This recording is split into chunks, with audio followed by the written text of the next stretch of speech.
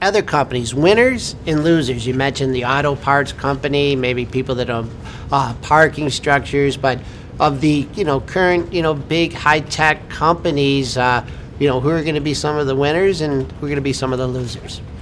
We spend most of our time looking at what Tesla's doing. There's obviously a supply chain around it that I just don't know as well, and so I think that we talked about the auto parts suppliers. I think that the big three are in a really tight spot here, and I don't want to become just a true believer in Tesla and rule out what's going on with the big three, but I think that they're at a risk here, not just because of the technology that Tesla has. Tesla has a culture that is like nothing I've seen. And I went to my first Tesla event last week, and the way I described it is I came to meet a car, and I ended up meeting a group of stakeholders that have a shared mission. And I don't think that traditional auto has that kind of shared mission. Just everybody is passionate about making this happen. It was contagious.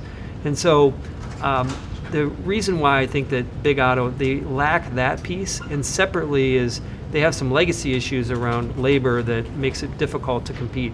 In other words, I think Detroit could produce a similar car to Model 3. That's a lot of work. They have a long way to go, but that car would be more expensive than the Model 3. Just because of the labor cost. Just the labor piece alone. So that's what you think is dragged down the big three from, they've had plenty of opportunity and probably technology. You think it's the prohibitive legacy labor costs that have prevented them from cannibalizing themselves. And I think we're trying to analyze this from what's happened over the last 100 years in auto, but this is a new paradigm. This is a clean slate, and I think that crazy things can happen.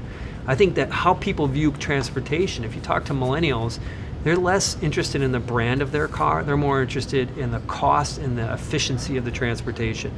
In other words, as you could see a world where we have maybe like our phones, maybe there's 4 different kinds of cars on the road. And as crazy as that sounds, so just because the next generation just isn't as passionate about kind of defining themselves by their car.